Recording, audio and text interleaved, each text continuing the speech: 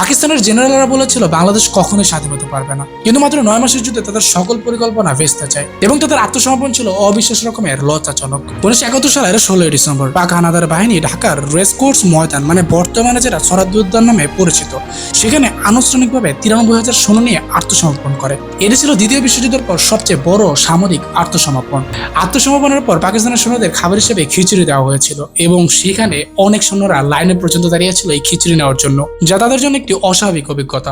1971 সালের 16 ডিসেম্বরের পরেই বাংলাদেশ বিশ্ব মানচিত্রে এক নতুন দেশ হিসেবে স্বীকৃতি পায়। এদিনে বিশ্বের বিভিন্ন দেশের সংবাদ মাধ্যমে বাংলাদেশের বিজয়ের খবর প্রচারিত হয়। 16 ডিসেম্বরকে স্মরণ করতে সাভারে নির্মিত জাতীয় স্মৃতিসৌধ বাংলাদেশের স্বাধীনতা এবং মুক্তিযুদ্ধের শহীদদের প্রতি শ্রদ্ধা নিবেদনের চিরন্তন প্রতীক। 16 ডিসেম্বরের এই বিজয়ের দিনে বাংলার মানুষ এতটাই ব্যস্ত হয়ে গিয়েছিল এই বিজয় উদযাপনে যে তারা খাওয়া দাওয়ার কথাই ভুলে গিয়েছিল। তাদের মুখে শুধু বিজয়ের স্লোগান ছিল। সবশেষে সকল শহীদদের প্রতি রইল অনেক অনেক দোয়া এবং শ্রদ্ধা নিবেদন করছি এবং সবাইকে জানাচ্ছি মহান বিজয় দিবসের শুভেচ্ছা।